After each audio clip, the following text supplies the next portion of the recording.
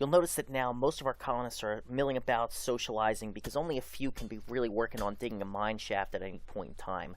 Only one of them can be digging, only one of them can be constructing stairwells. So instead of having these guys just socializing and doing nothing during their work shift, we'll get them busy farming until our mine shaft's construction is complete. Now, we're embarked here in a temperate sort of climate, so you'll get a lot of temperature variation with the seasons. This means that there's really only 2 seasons of the year where growing crops is practical, the spring and the summer. So we'll want to literally make hay while the sun shines. In order to get our guys farming, you'll click on the crop planting orders tool right here, and then you'll click and drag some locations in the world where you want crops to be planted. When you release the left mouse button, you'll see the species that you can plant, and this is determined by the types of seeds that you have available in your stockpiles. First, we'll plant some Zeronin. This is a very hardy, robust kind of grain. Its yields are pretty low on a per unit basis, but it's very easy to grow. It tolerates a wide range of temperatures and moisture conditions. And so once the order is issued, our people will till the earth and plant the seeds. We'll go ahead and issue some more crop planting orders for other things. Zenberry plants are a type of fruit. It's sweet. It's used in a bunch of different food manufacturing, can be fermented into alcohol.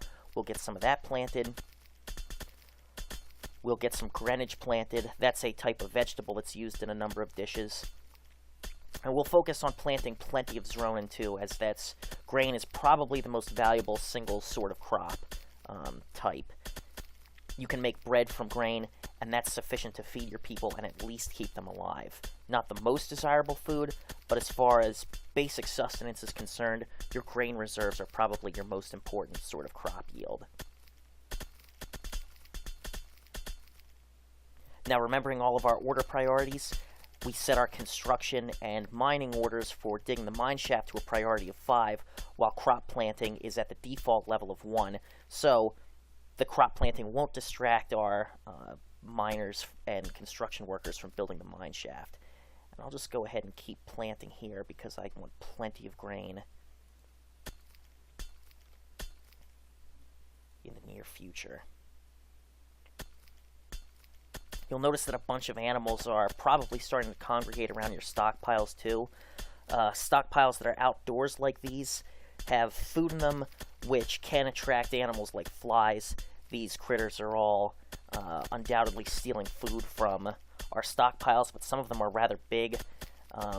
These are fat unicorns. They're kind of formidable in combat, and I don't really have any specialized soldiers right now with any real expertise in using firearms, so I don't want to try to engage these guys. Better to let them steal a little bit of food than get some of my colonists killed trying to fight them off.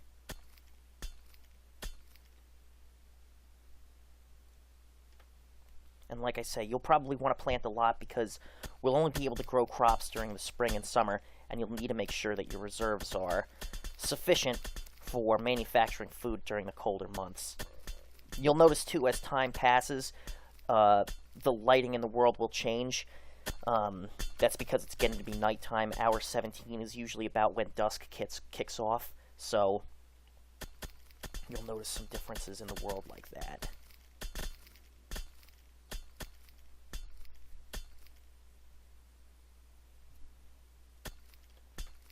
I think this ought to suffice for initial planting for now.